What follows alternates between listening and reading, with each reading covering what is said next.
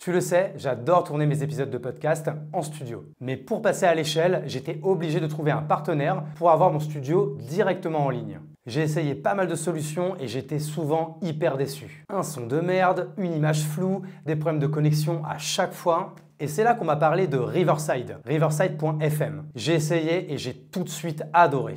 En gros, Riverside, c'est un peu la Rolls quand tu veux tourner un podcast en ligne, en asynchrone, directement de chez toi. La Ferrari de l'audio, quoi. J'en fais peut-être un petit peu trop là, non? Avec Riverside, le principe est hyper simple. Tu prépares ton interview dans leur studio virtuel, tu définis les rôles de chacun, l'invité, l'intervieweur, le producteur. Tu envoies une invitation par mail ultra simple à ton invité. Il clique, ça s'installe tout seul et c'est parti. Toi, tu enregistres ta voix et ton image de ton côté. Ton interviewé, il fait pareil de son côté. Et Riverside fusionne le tout pour un rendu digne de ce nom. Et vraiment, je te le garantis, la qualité, elle est vraiment incroyable. Même avec une connexion moyenne et un ordinateur de base, ça fonctionne hyper bien. Et en plus, là, ils ont plein de nouvelles features qui sont assez ouf. Tu vas pouvoir personnaliser ton studio comme bon te semble. Logo, arrière-plan, police, tu choisis tout ce que tu veux. En gros, tu vas pouvoir créer ta propre identité visuelle en quelques clics. Mais attention, Riverside ne s'arrête pas au live. Leur éditeur vidéo est une véritable tuerie. Montage audio par pistes séparées, ajout de musique, d'images, de textes, bref, tu peux personnaliser comme bon te semble. Et ils ont même rajouté des outils IA qui suppriment les silences un peu gênants. Et ils ont même des outils IA pour fluidifier les voix et supprimer les silences un peu gênants automatiquement. Alors certes, ça reste une plateforme en ligne. Ce sera toujours plus qualitatif d'aller enregistrer ton podcast en studio. Mais avec la qualité 1080p, l'export en 4K et toutes les features avancées, on est quand même vraiment pas mal en termes de rendu. Bref, si tu cherchais encore la solution pour créer tes podcasts en ligne, je pense que tu viens de la trouver, c'est riverside.fm et tu vas voir, ça va te changer la vie. Et du coup, je suis hyper content que Riverside soit mon nouveau sponsor pour cette nouvelle saison de podcast. Et au passage, je t'ai négocié deux choses. Déjà, tu peux tester gratuitement en cliquant sur le lien qui est en description. Et avec le code LACHAPELLE, tout attaché, tu obtiens 15% de remise sur le format premium. Donc merci encore à Riverside de sponsoriser cette saison de podcast. Merci à vous d'être toujours plus nombreux sur La Chapelle Radio et très bonne écoute. Ok, bah écoute, je pense que ça enregistre avec Kevin Dufresne, le tout premier épisode un peu hors série, Summer Vibe, qu'on enregistre sur la Chapelle Radio, un peu voilà spécial entrepreneur, créateur de contenu. J'ai préparé des questions. Normalement, ça va être mi-pro, mi-gaulerie. On va voir. Et du coup, je me suis dit, vas-y, pour le premier, je vais le faire avec le frérot, le Kevin, ou moi. Je suis sûr qu'on va se marrer. Comment tu vas? Ça va et toi, frérot? Bah, Bah merci de écoute, m'inviter en tant que premier, le crash test. J'ai le, l'habitude des crash tests. exactement, le crash test, putain, c'est difficile à dire, c'est toi. J'espère pareil que la vidéo va être bonne, que le son va être bon. Écoute, franchement, c'est pas grave. Au pire, on verra. Tu sais quoi, j'ai même pas encore prévu comment je vais faire le truc. J'ai préparé 36 questions.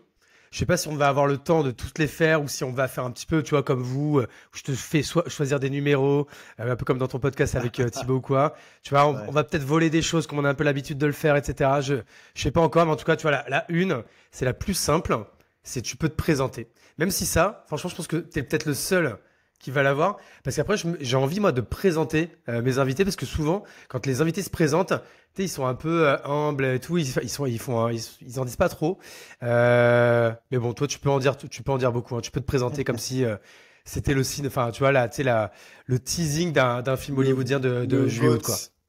GOAT. Le GOAT. Non, bah, moi, bah, non, très rapidement, je suis Kevin Dufresne. Du coup, je fais des formations sur le gros hacking. Ma formation, elle est devenue numéro un en France, en tout cas, sur ce marché-là. J'ai formé plus de 2000 personnes maintenant en un an et demi. Et du coup, j'ai ex The Family.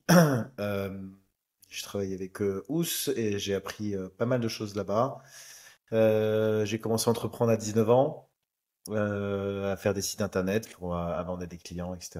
Et voilà, là aujourd'hui je suis là. Et je vis à Lisbonne, du coup. Je suis expatrié Lisbonne. Parce que j'en avais Donc c'est marre bien ce qui me semblait, du voilà, métro, une boulot, dodo. présentation bonne mais light, où t'en dis pas beaucoup, tu te mets pas trop en avant, mais écoute, on va essayer de te poser d'autres questions pour que tu le fasses. La question 2, tu vois, c'est est-ce que, voilà, quelle question tu détestes qu'on te pose et pourquoi? En interview, en podcast ou quoi? Et comme ça, au moins, bah, je sais que je te la poserai pas. En fait, tu me la poses sans me la poser. En vrai. C'est un peu ça l'idée. Franchement, le truc qui me fait chier, alors on me l'a posé plusieurs fois. Mais c'est le truc de est-ce que faire des formations en ligne, c'est un truc d'escroc? Genre ça, en fait, j'en ai un petit peu marre. Parce que là, on arrive dans un, quand même, en 2024, tu vois, on n'est plus en 2019 ou en 2018. On n'est plus du tout sur le même marché. C'est beaucoup plus difficile de sortir du lot aujourd'hui. Et donc, en fait, c'est ni de la chance, c'est ni de l'escroquerie. J'ai un peu l'impression, tu sais, que c'est les écoles de commerce ou je sais pas, les espèces de lobbies, tu sais, qui ont fait passer les vendeurs de formation pour des vendeurs de rêve. Après, je pense qu'il y en a eu, hein, bien entendu. Mais c'est une question que j'aime pas trop. Parce que moi, je fais de la formation, pas parce que j'ai envie forcément de m'enrichir. Je fais de la formation parce que c'est vraiment un- comment dire, un dégoût un petit peu que j'ai eu avec mon expérience passée, tu vois, avec l'école et les écoles de commerce où t'apprends rien. Enfin, voilà, tu vois, où tu payes 15 000 balles l'année. Et en fait, tu t'apprends avec des mecs qui gagnent même pas 1000 balles par mois. Enfin, j'ai rien contre les gens qui gagnent 1000 balles par mois, mais c'est juste, en fait, si toi, t'es ambitieux et que tu veux gagner au moins 10 000 euros par mois, c'est pas eux qui vont t'apprendre à le faire, quoi. Donc, en tout cas, j'ai rapidement compris que c'était pas pour moi, et voilà pourquoi je fais de la formation, et voilà pourquoi j'aime pas qu'on me pose cette question, parce que, en fait, j'ai un peu découvert sur le tas que le milieu de la formation ou de l'infoprenariat était mal vu. Ouais, parce que toi, tu dirais qu'aujourd'hui, en tant qu'infopreneur, parce que c'est ça en fait un infopreneur, c'est quoi? C'est un entrepreneur du web, quoi. C'est quelqu'un qui vend des trucs sur Internet, quoi. Si Moi, on je peut suis pas donner une définition. infopreneur. Je suis pas infopreneur. Tu te considères pas Infopreneur, comme infopreneur? non, infopreneur, c'est quelqu'un qui va prendre des contenus qui existent déjà et qui va faire un résumé de ces contenus, et qui va prendre des connaissances des États-Unis, par exemple, et qui va informer les gens. Donc, tu informes les gens. Voilà, il y a ces trucs qui existent, etc. J'ai rien contre ces gens-là, mais en fait, eux, ils ont rien inventé. Moi, la différence, c'est qu'il y a un vrai travail de recherche, tu vois, un vrai travail de R&D derrière les contenus que je fais. Il y a beaucoup, beaucoup de temps. Chaque contenu que tu vois dans ma formation, tu la verras nulle part ailleurs. À part les gens qui veulent mes trucs, tu vois. Bon, ça, c'est pas un truc que je peux forcément contrôler. Mais du coup, je me considère pas infopreneur pour ça. Ok, mais du coup, tu es quand même un entrepreneur d'Internet. Ouais. C'est-à-dire, du coup, quel nom on donnerait en fait à ta catégorie d'entrepreneuriat? Bah, entrepreneur, tout simplement. Tout simplement. Ouais. Parce qu'il y a des, tu vois, il y a des créateurs, il y a des formateurs en ligne, on va dire, qui ont inventé. Donc il y a Matt Gray, il y a Justin Welch, tu vois, tous ces gens-là. Tu vas pas dire, ouais, c'est des infopreneurs, pas du tout en fait. La différence entre un infopreneur et un entrepreneur du web, c'est que l'infopreneur va prendre des choses qui existent déjà et les copier, ou du moins les informer. Et en fait, c'est totalement ok avec le fait de faire ça, parce que si toi je te dis, tiens, si tu lis ce bouquin, tu peux atteindre les 1 million par an, ou alors regarder ma vidéo qui dure 10 minutes et je t'explique tout dedans, bah, je suis ok de te payer une vidéo de 10 minutes pour pouvoir tout apprendre avec des exemples, que tu as bien compris les principes, les théories, etc. Tu vois. Donc l'infoprenariat, c'est ça, c'est un mec qui deep dive sur un sujet et qui arrive à te ressortir l'essentiel. Alors que l'entrepreneur du web, c'est quelqu'un qui a réussi à partir d'une situation initiale, arriver à une situation finale, et qui vend le chemin qu'il a mis pour y arriver. Tu vois, Ok, par exemple, hyper clair. Justin Welch, il va t'apprendre à créer du contenu sur Internet parce qu'il est parti de zéro et il a réussi à faire une audience de je sais pas combien de milliers d'abonnés, quoi. Moi, je suis parti d'un entrepreneur qui galérait à trouver des clients à un entrepreneur qui a 50 clients par jour en utilisant des stratégies de contournement, en gagnant du temps, en automatisant, etc. Donc c'est une Et du coup, transformation, toi, en fait. et toi, du coup, c'est quoi la place de la création de contenu dans ton business? En fait, ma question, c'est plutôt, est-ce que tu as créé du contenu, tu as créé une audience et du coup, tu as créé un business pour monétiser cette audience? Ou alors, en fait, tu avais créé ton business et du coup, tu as créé une audience pour plus facilement vendre ce business? Je suis en train de revenir au premier moment où j'ai fait du contenu. En fait, il y a un truc que j'ai remarqué, c'est que moi, quand j'ai cliqué sur le bouton publier, j'ai publié un truc que vraiment je pensais évident. Et vraiment un truc, tu vois, enfin, dans mon métier, je me disais, putain, mais enfin, si les gens savent pas ça, enfin, ça c'est quand même la base, tu vois. C'était un truc sur la persuasion, je me rappelle. C'était les 5 Cialdini, tu sais, les trucs de Cialdini sur la persuasion, Ouais. comment est-ce que tu influences les gens. Et du coup, j'ai posté ça, je me rappelle, c'était un slider. Et en fait, le soir, je regarde mon LinkedIn et j'ai vu que j'avais fait 70 000 vues sur ce post ou des gens qui me remerciaient, qui me disaient putain, c'est trop intéressant, continue à poster et tout. Et donc en fait, j'ai commencé à poster parce que je me suis rendu compte qu'il y avait des choses qui me paraissaient évidentes pour moi, qui pouvaient servir des gens à la base. Et ensuite, dans un deuxième temps, c'était l'époque un peu des influenceurs, etc. Tu vois, donc je me suis dit, ah bah putain, plutôt cool, je suis un influenceur business, quoi. Donc à la base, je pensais pas vraiment que j'allais vendre quelque chose à ces gens-là. Je me suis dit peut-être qu'il y a des gens qui vont me payer pour vendre des choses un jour, tu vois. Mais j'étais pas du tout à la recherche forcément d'abonnés ou de vendre quoi que ce soit à la base. J'ai vraiment créé du contenu parce que j'avais envie en fait de propager la bonne parole du gros et de montrer ce que je savais, ce que je savais faire.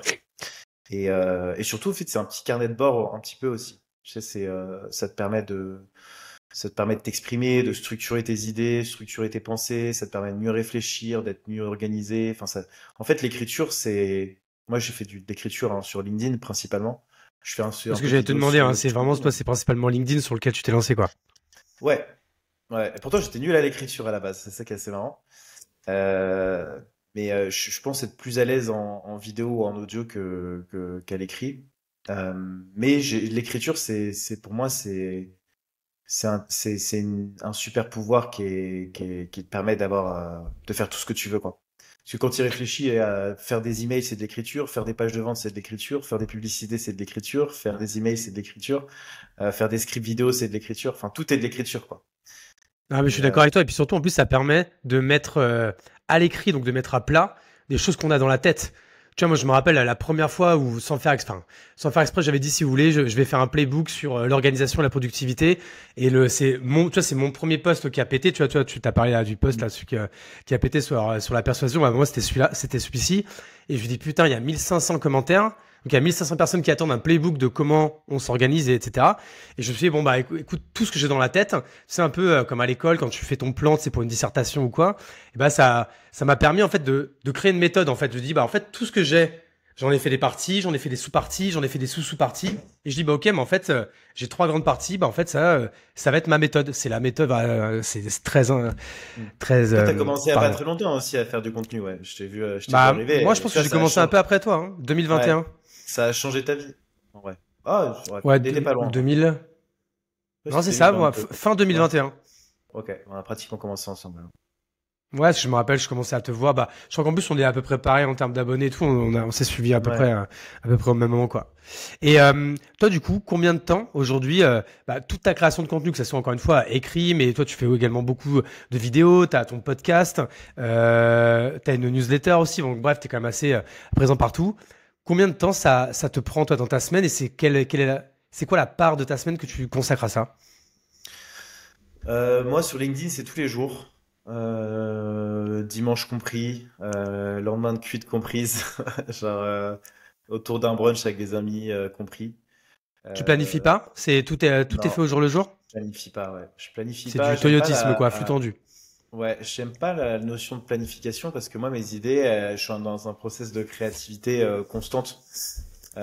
Tous les jours, j'ai des idées, tous les jours, j'ai envie de parler de choses différentes. J'aime pas prévoir les choses que je vais dire parce que je trouve que ça perd un peu en naturel, si j'ai envie de dire. Par exemple, s'il y a un truc, tu vois, par exemple, une information qui sort le jour même, bah, j'ai envie d'en parler le jour même, tu vois. Après, l'un Euh, n'empêche pas l'autre. Tu peux décaler des choses, tu vois. Tu peux, hein, mais moi, je suis pas, déjà, je C'est que suis moi, mal j'aime bien organisé. batcher, tu vois, par exemple. J'aimerais pas écrire tous les jours. J'aime bien écrire 1 ou 2 jours dans la semaine. Mais par contre, Ouais. je vais écrire pendant 4, 5 heures de suite. Ouais, bah ça c'est, enfin, de toute façon tout le monde fonctionne de manière un peu différente, mais moi tu vois les idées, je les note sur un carnet, il y a des trucs que j'ai envie de dire, des choses que j'ai moins envie de dire, des choses où je suis prêt à le dire, des choses où je suis moins prêt de les dire. Tout ça pour dire qu'en fait ouais, moi j'écris au jour le jour et que ça dépend vachement de mon mood quoi. C'est vachement Et donc, du moody coup, ça comme te prend combien de temps, toute cette création de contenu dans la semaine? Si tu devais donner une fourchette, on est plus près des 5 heures, des 10 heures, des 15 heures, des 20 heures. écrire un post, ça me prend entre 15 minutes et 45 minutes. Donc par jour, ouais, c'est à peu près 1 heure par jour. Parfois, ça me prend 15 minutes, tu vois, genre par exemple le dimanche, quand je suis dans mon lit, je me réveille, j'écris et voilà quoi. Ou alors quand j'ai envie de le faire. Donc c'est à peu près 1 heure par jour. Moins d'1 heure par jour, 30 minutes, on va dire. À Moyenne. peu près 1 heure par jour. Et après, et le reste? Les Bah, le reste, vidéos, tes newsletters. les vidéos, c'était avec Thibaut, on a fait des batchs. un peu comme ce que tu fais toi, c'est-à-dire de faire, on a fait ça pendant, on a enregistré 24 vidéos en un mois, je crois, un truc comme ça. On a fait les gros bourrins, on y allait 4 fois par semaine. Et puis là, on a un peu ralenti, tu vois, c'est un peu le problème, c'est que ça prend beaucoup, beaucoup d'énergie. En fait, c'est pour moi de batcher comme ça et de faire des trucs en masse, ça peut te dégoûter à la fin, tu vois. Tu peux faire Ouais, je suis d'accord.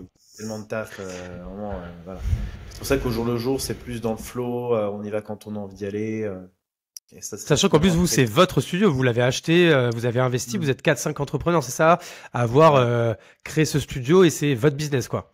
ouais, ouais. Ouais, ça, tu vois, ça, que c'est un Et, vrai kiff. Tu vois, parce que moi, ça, je rêverais d'avoir ça. Bah, on va l'avoir, nous, à Bordeaux, mais bon, moi, je vais pas mentir. Moi, je suis quand même plutôt dans un podcast un peu d'interview. Et c'est vrai que moi, je suis obligé d'aller à Paris. Donc, du coup, je batch. Mais putain, ça, quand on a fait 4 ou 5 dans la journée, bah, à la fin, mm, en fait, c'est mécanique, quoi. Tu prends même plus le plaisir, il s'est un peu fait la malle, quoi. T'es un peu là, bah, parce qu'il faut le faire, quoi. ouais. Donc, c'est Ouais, un peu con. c'est ça qui est chiant, quoi. C'est que ouais, t'enregistres 4 heures de vidéo. En fait, déjà, tu sais que t'as 1 heure de podcast, t'as déjà à la fin, t'as plus d'énergie, quoi. Ah ouais, Entre grave. l'audio et la vidéo, t'es mort. Le mec qui t'a raconté plein de trucs, toi, t'as donné plein de trucs. Tu sais que le deuxième, il va pas être aussi bon que le premier, et après le troisième, je te raconte même pas. Contrairement à l'écrit où bon, ça va, c'est facile, t'es dans ton coin, t'es tranquille. Le contenu podcast, il est quand même compliqué. Yes. Question suivante, c'est plutôt sur la partie un peu de différenciation inbound outbound chez toi. Donc toi, c'est sûr que tu crées beaucoup de contenu, donc tu dois avoir beaucoup d'inbound.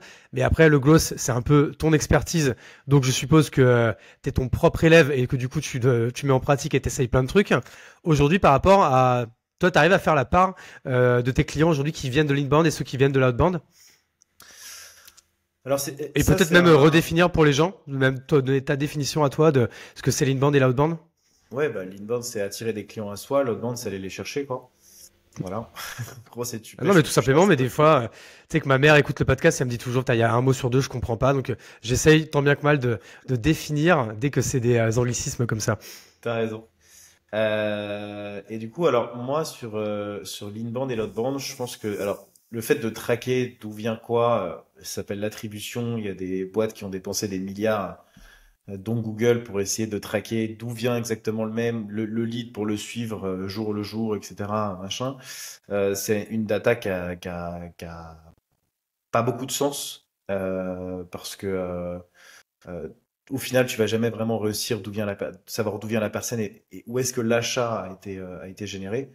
Donc c'est pas forcément une data que je regarde. En revanche, la chose qui est fondamentale, c'est que l'inbound aide énormément à l'outbound.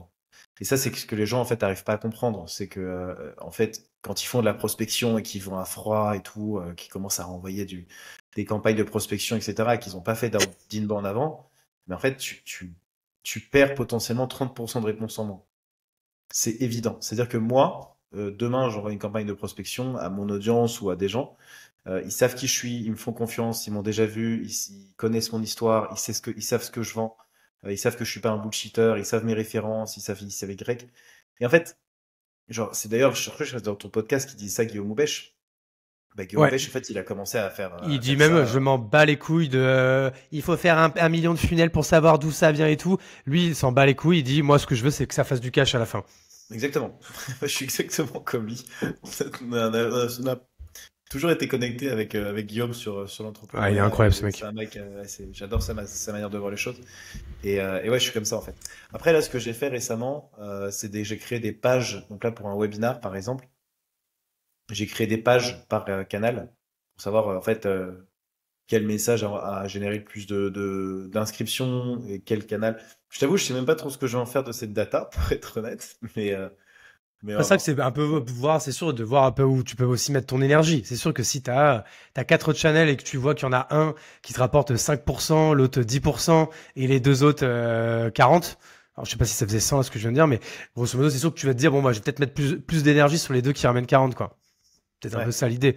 Mais j'avoue que moi, c'est pareil, je traque pas des masses ces trucs-là. Je me dis que j'essaie de tout faire bien. Et puis, en fait, comme tu le disais, c'est un peu un tout. Tu vois, un mec, c'est sûr peut-être qu'il va venir par mon lien qui était sur LinkedIn, mais c'est peut-être un mec qui est abonné à ma newsletter et qui, comme tu disais, du coup, a lu mon expertise, a lu que je savais faire ça, et du coup, c'est à ce moment-là que le mec, en fait, il a été convaincu, et c'est la petite cerise sur le gâteau qui a fait que quand il m'a lu sur LinkedIn, il a cliqué. Tu vois, c'est comme les gens qui font des pubs dans le métro. Comment Ouais, avoir un peu le ROI de ta pub dans le métro? Alors, en général, tu ouais. le vois parce que tu as un pic, mais du coup, sûrement, il y a des gens qui vont peut-être commander le produit, peut-être 2 mois après, mais parce qu'en fait, inconsciemment, pendant 2 semaines, ils ont vu la pub qui leur a plu tous les jours dans le Tromé, quoi. Ouais. Bah, c'est comme un pote, ouais, voilà. Tu dis, ah, tu connais Hugo Benz? Non? Bah, vas-y, suis-le sur sa newsletter. Ok, bon, le mec, il vient d'où? Tu vois? Genre, tu peux pas savoir. Même si le mec, il t'a déjà vu sur LinkedIn. La seule manière de le faire, et j'avais parlé avec Pierre Hérubel, que tu connais sûrement. Lui, il Ah, a une mais manière assez smart de savoir. j'ai un truc drôle à te raconter après. Lui, il fait un truc cool. Je trouve la seule data qui est importante à connaître, c'est savoir quelle est la catégorie de ton persona et quels sont ses problèmes. Et lui, ce qu'il fait, c'est que quand quelqu'un s'inscrit sur sa page, il envoie juste un petit formulaire en mode bah, tu es un solopreneur, entrepreneur, machin, bidule, quelles sont tes problématiques X, Y, Z, qu'est-ce que tu vas atteindre comme objectif A, B, C, D, Z. Et en fait, du coup, ça lui permet de connaître son audience et surtout de la segmenter beaucoup mieux et du coup d'envoyer bah, des messages très personnalisés à ces gens-là plutôt que d'envoyer du mass, quoi. Et ça, c'est vrai que sur la newsletter, toi, j'ai vu que tu étais sur Substack.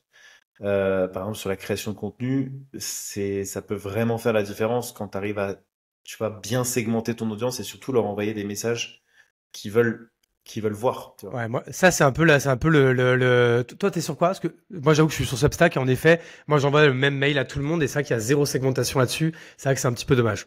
Hmm. Bah, après, un truc pas mal sur Substack que je vais essayer de faire, c'est de faire un formulaire, tu sais, un poll. Tu dis, tu es solopreneur, machin, truc bidule. Après, tu C'est quoi, tu mets scrapes un les petit form résultats. à la fin? Ouais, bah au début ou à la fin, ouais. Ouais. Et en fait, tu récupères ça et au moins tu catégorises, tu vois, petit à petit ta base email. Ou alors tu peux aussi, Ouais. depuis l'email, moi j'ai un hack qui permet de retrouver le profil LinkedIn, je crois que je m'avais déjà parlé de ça. Du coup, essayer de segmenter, demander à l'IA de faire passer ça en mode, ok, bah voilà le profil LinkedIn de la personne, catégorie-moi ça entre A, B, C, D. Et voilà. Ou sinon, tu peux même mettre sur Substack, embed une pop-up qui s'ouvre, tu sais, avant de lire le contenu. Ah ouais, je savais même pas qu'on pouvait faire ça. Tu peux essayer, techniquement, c'était pas très difficile. Voilà, on Ah, mais contrôle tu le vois, système. ça me faisait rire que tu me parles de Pierre et Rubel parce que il y a, franchement, je crois que c'est hier ou dimanche. Donc, du coup, vous avez compris qu'on était un mardi. J'ai écrit un post où je mettais, si je ne devais suivre que 4 personnes pour devenir un expert du marketing sur LinkedIn, et ben, j'ai mis toi, j'ai mis Pierre et Rubel, j'avais mis Caroline Mignot et j'avais mis un quatrième et j'avais mis Jordan Chenevrier. Ouais, Donc, c'est pour ça que, ça me fait rire quand tu me parles de Pierre parce que c'est vrai que pour moi, c'est un peu le boss là-dessus. Pareil, niveau market, le mec, c'est un monstre, quoi. ouais, ouais, il est très fort. Après, tu vois, le vrai. Alors, si tu veux mon avis sur la création de contenu, et je trouve que ce qui manque un petit peu aux créateurs, c'est qu'en fait, il y a un système d'incarnation que pas beaucoup de créateurs ont. Par exemple, tu vois, si je te dis Pierre Rebelle, c'est.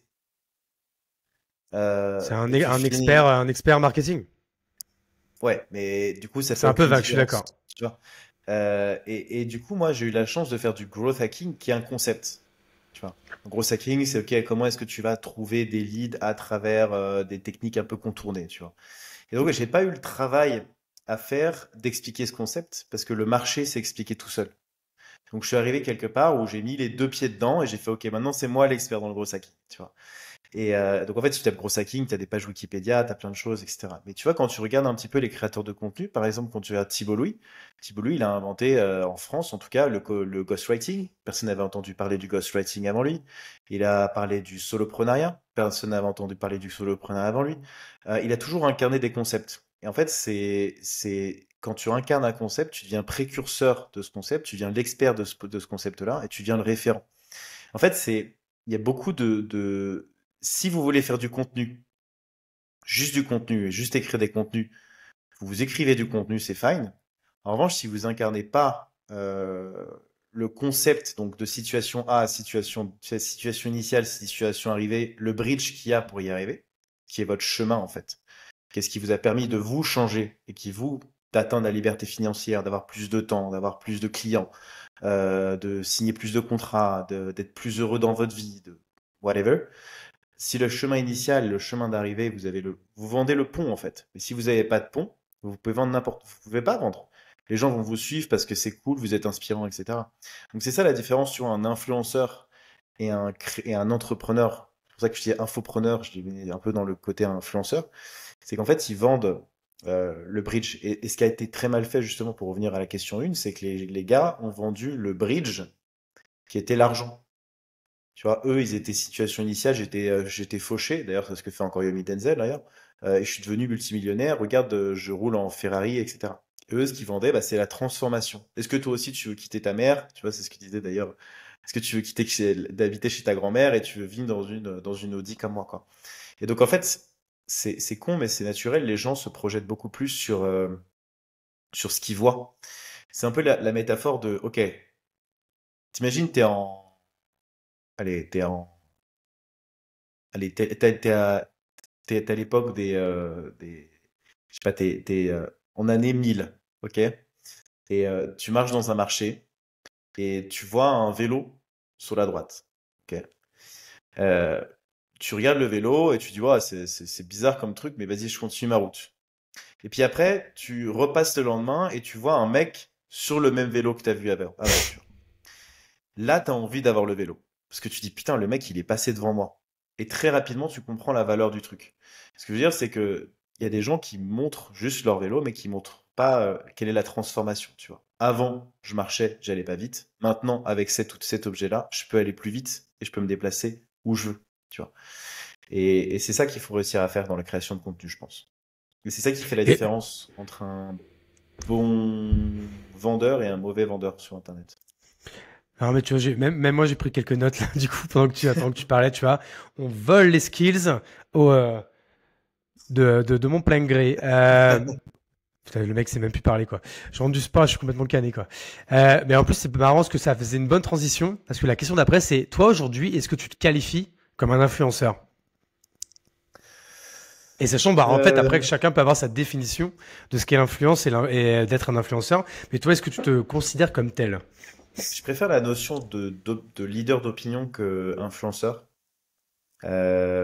Parce que la notion d'influence, elle est un peu péjorative pour moi. J'ai pas envie d'influencer qui que ce soit à faire quoi que ce soit, tu vois. Je suis plus en mode ah bah ça marche. Si vous voulez y aller, allez-y quoi. Tu joues un peu sur la sémantique, là, parce qu'en fait, un leader d'opinion, c'est quelqu'un qui forcément influence. Pour moi, c'est pas pareil.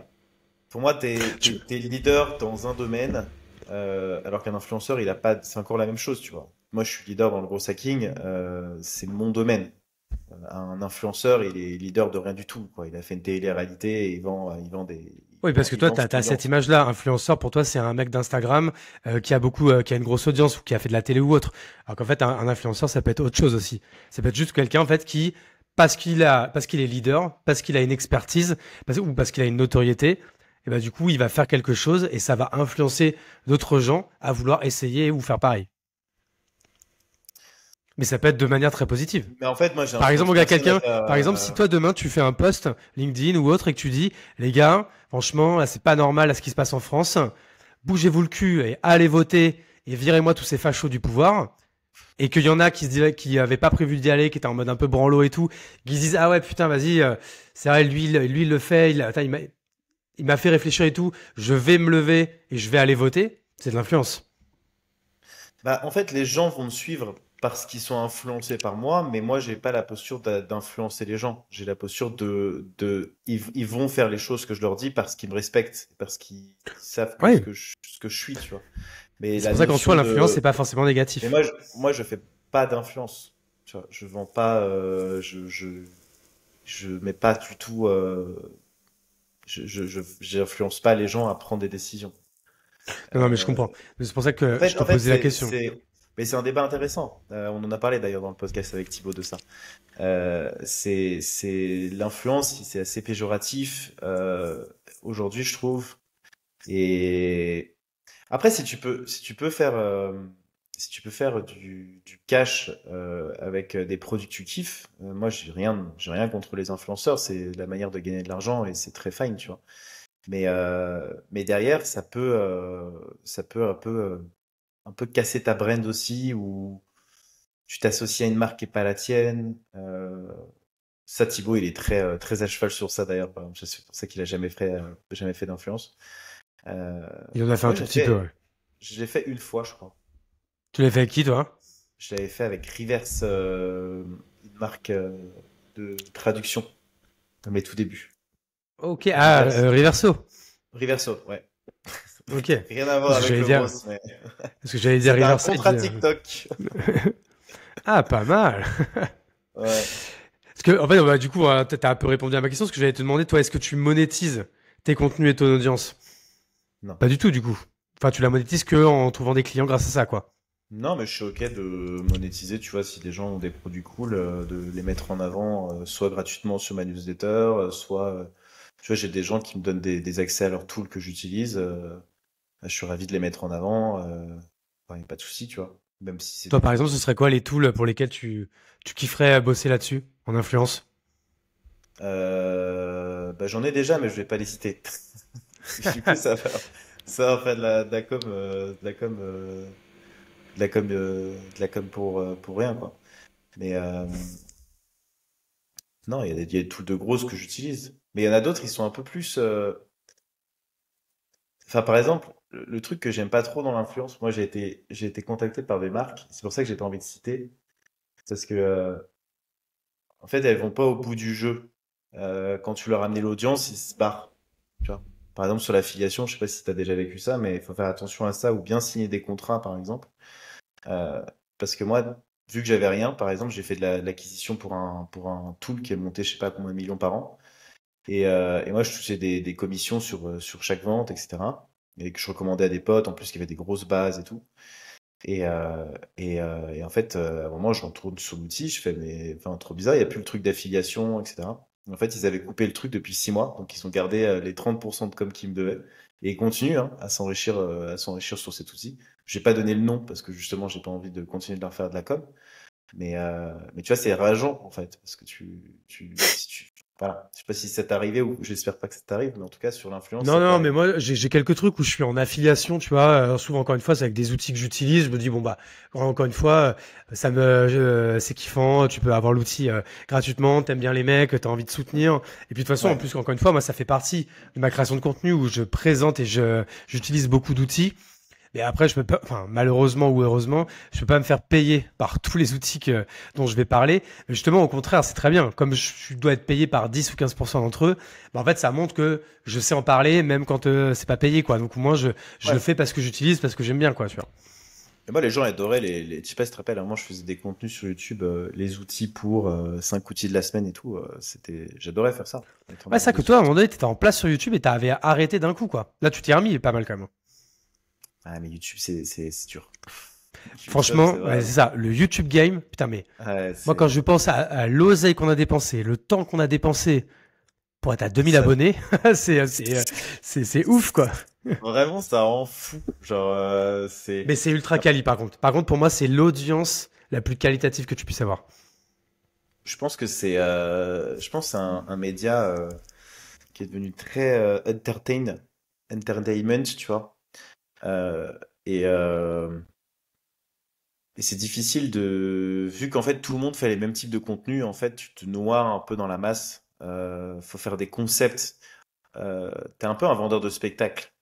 En fait, on fait du spectacle, hein. En fait, on n'est plus entrepreneur, on est des metteurs en scène, quoi, limite, tu vois. Et ça, c'est, tu vois, limite, tu vas filmer dans la rue, tu fais des formats différents, tu fais des concepts différents, enfin, c'est ça qui fonctionne, j'ai l'impression, sur YouTube. Regarde, MrBeast, hein, ça cartonne son truc. Oh là Et, là, mais même moi, j'adore ces vidéos. Ma fille de 8 ans, elle kiffe trop aussi. On regarde à deux, tu vois. ouais. Ah, il est très fort. Mais par exemple, même, ce qui est marrant, là, en ce moment, sur les Reels, la tendance, c'est de mettre un début de phrase en mode putain, je comprends pas pourquoi mon mec, enfin, pourquoi ma meuf m'a trompé. Par exemple, il y a un mec qui parle comme ça. Et après, il y a un mec qui continue. Je crois qu'il fait, Jérémy Kallman, il fait ça en ce moment, ça me fait marrer. Et après, le mec, il continue sur un truc un peu plus technique, tu sais. Vu qu'il a eu le hook du mec, il continue sur un truc, bah, il t'a trompé parce que tu savais pas trouver des clients et t'avais pas assez d'argent pour, tu vois, Ah, genre. c'est malin, ouais, c'est malin. Et genre, il y a des vidéos qui cartonnent sur YouTube en ce moment grâce à ça. Parce que les gens sont pas, ouais, j'ai l'impression qu'il y a tout le monde essaie un peu de copier tout le monde, et il y a des trends. En fait, il faut inventer la trend. Et surtout, il y a un truc, par exemple, il y a un truc que je suis convaincu, c'est que tu as un format qu'il faut que tu crées. Moi, c'est le truc que j'ai remarqué sur YouTube et je l'ai pas encore trouvé.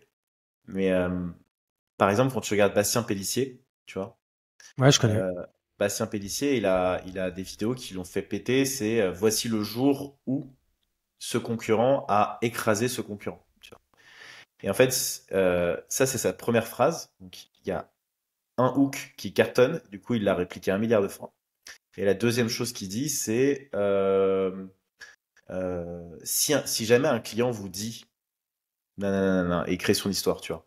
Et en fait, il crée plein de scripts autour de la vente à travers ces deux hooks-là qui cartonnent et ça marche. Et quand tu regardes un petit peu les analyses de TikTok ou Instagram, tous les meilleurs, encore une fois, sont créés sur des concepts. Par exemple, Abrèche Frère, tu vois, Abrèche Ouais. Frère, c'est un concept. Genre le mec, il a juste pris des vidéos et il les a résumées en 30 secondes. Il y avait aussi le mec là, l'influenceur là, le Renoir qui faisait comme ça, tu sais, Ah oui, oui, l'italien comment il s'appelle? qui, Ouais, je me rappelle qui plus comment il démarre comme ça. s'appelle. Donc là, il n'y a Ouais, que mais ceux qui voilà. étaient sur YouTube, qui sont Imagine, sur YouTube qui vont comprendre. sur un concept, le mec, il a fait des millions de vues Ouais, et des qu'il a milliards même. répété, Enfin, franchement, ce ouais, mec-là, il est et famous de ouf. il l'a répété une fois en fait. Il a juste pris un concept et il l'a répliqué 1 million de fois. Et je pense que c'est ça la vraie clé sur YouTube, c'est d'essayer, ou même sur les réseaux sociaux de manière générale, c'est de réussir à trouver le concept. Et ça, pour ça, il faut être créatif. Il faut réussir à savoir ce qui marche ou ce qui marche pas et le répliquer. Parce qu'en fait, le problème, c'est que les gens vont commencer à faire comme du Oussama, tu vois, en mode ah, on va faire des podcasts, ah, on va interviewer des gens, ce qui est très bien. Du coup, ça t'attire une audience qui est très quali, tu vois, c'est ce que tu disais. Mais après, si tu veux vraiment aller taper un peu le plafond de verre, il faut réussir à trouver un concept qui puisse parler à tout le monde et qui fonctionne très bien sur les réseaux sociaux, quoi. Et parce que moi, j'ai une intuition, c'est que euh, YouTube, euh, ou du moins les gens, quand tu postes un Oussama Hamar, par exemple, enfin, YouTube appartient à Oussama Hamar ou Oussama Hamar appartient à YouTube, tu vois. Tu postes une putain de vidéo sur YouTube en écrivant Oussama Hamar dans le titre, tu montres Oussama Hamar en image, Je crois que vous, t'es c'est pratiquement sûr. votre plus grosse vidéo qui a pété, Ouais, c'est celle-là, en fait. alors qu'on a juste mis Oussama Hamar, tu vois, dans le titre, quoi. Et, euh, et pareil, si tu tapes Kylian, enfin, si tu fais un truc avec Kylian Mbappé, tu vois, genre, enfin, ça va péter aussi. Et parce que, en fait, alors, je sais pas si c'est YouTube qui a ces espèces de buddies, tu sais, on appelle ça des buddies, en gros, ses favoris. Et du coup, C'est dès qu'il plutôt ses analyse tendances, en fait. l'IA, Il voit que Oussama Hamar s'est beaucoup tapé dans YouTube. Donc forcément, ta voilà. vidéo dont c'est le titre, Mais et bah, du coup, elle va être beaucoup plus mise en avant. est-ce qu'il attache son visage avec l'IA, par exemple, tu vois? Est-ce que dès que tu as une vidéo d'Oussama sur une vidéo, bah, elle va péter parce que YouTube arrive à le voir? Ou alors, c'est parce que c'est les gens qui reconnaissent le visage d'Oussama et qui veulent rester plus longtemps. Ça Ouais, peut être les deux en soi, je pense tu que vois. c'est plutôt la numéro 2, mais peut-être, ouais, je sais pas. Parce que même moi, tu vois, j'ai fait un post LinkedIn récemment, ça c'était assez marrant sur LinkedIn, avec la tête d'Oussama, parce que moi j'ai bossé à The Family et je leur expliquais un petit peu ce que c'était. Juste la tête d'Oussama sur LinkedIn, ça a fait, je crois, 80 000 vues, ce post, Ouais. alors que j'avais Et si fait t'avais mis la 130. tête de quelqu'un d'autre de The Family, ça aurait pas fait 80 000 vues. Bah non, c'est Parce sûr. que c'est le meilleur stop scroller du monde, quoi. Exactement. Donc en fait, tu vois, tu peux reprendre limite un format que je donne là, que je peux peut-être tester moi en plus, ça me donne envie, mais juste tu reprends le début d'une vidéo d'Oussama et en fait tu fais des contradictions sur sa vidéo en mode bah non pas du tout en fait faut faire. D'ailleurs il y a un mec qui avait pété sur ça, je sais pas si tu te rappelles. Il avait fait un historien, un prof d'histoire, Ouais, il qui prenait avait tous les pris mensonges. ouais, il avait pris le début de la vidéo Genre surtout d'Oussama en des Romains et disant des Grecs. exactement. Ouais, bah tu vois, t'en as entendu parler, ça a marché du coup. Parce que je Et l'ai c'est un vu, du coup. format, c'est un format qui peut éventuellement bien marcher. En fait, tu prends la phrase d'un mec entrepreneur qui dit en fait non, pas du tout, et ça peut être un format qui fonctionne. En tout cas, voilà. Moi, Yes. c'est un peu comme ça que je vois le truc. C'est soit, en fait, tu te crées tellement un personnage sur YouTube tu crées tellement de contenu clivant, tellement de trucs en fait. Et d'ailleurs, c'est sur YouTube, mais c'est partout, hein. Pour moi, ils se partagent tous les données. Parce que je dis ça parce que alors c'est une intuition, hein, encore une fois, mais j'ai un pote qui m'avait parlé d'Abrèche Fer justement à un moment. J'ai regardé sur TikTok. J'ai regardé Abrèche Fer sur TikTok.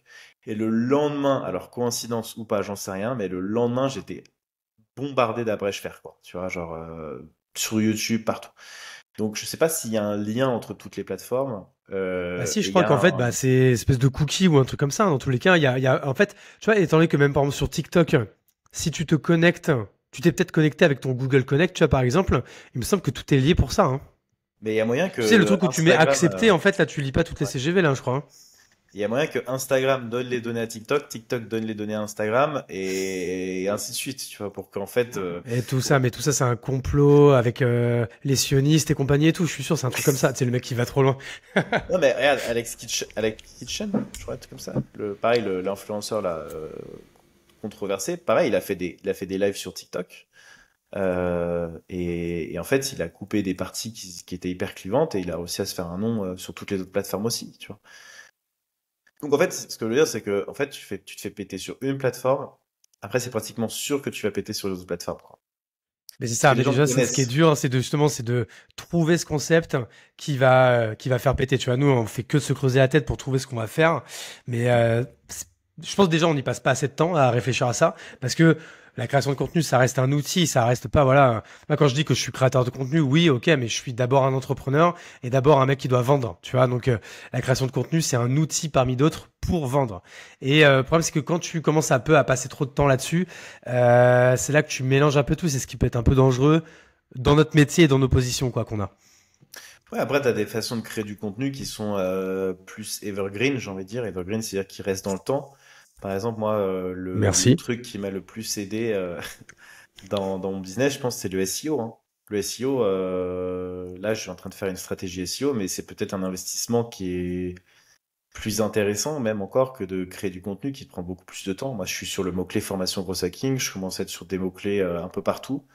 Et en fait, ça, une fois que t'as ce game du SEO, bah, tu lances un software, tu lances, enfin, t'imagines, t'as 100 000 visites par mois sur ton site, Ouais, juste c'est avec des merveilleux. mots-clés. C'est vrai que le SEO, c'est souvent le hack le plus sous-coté parce que les gens, ils veulent tellement du vite et peu cher, alors qu'en fait, le SEO, alors ça peut être peu cher, mais par contre, c'est une stratégie hyper long terme.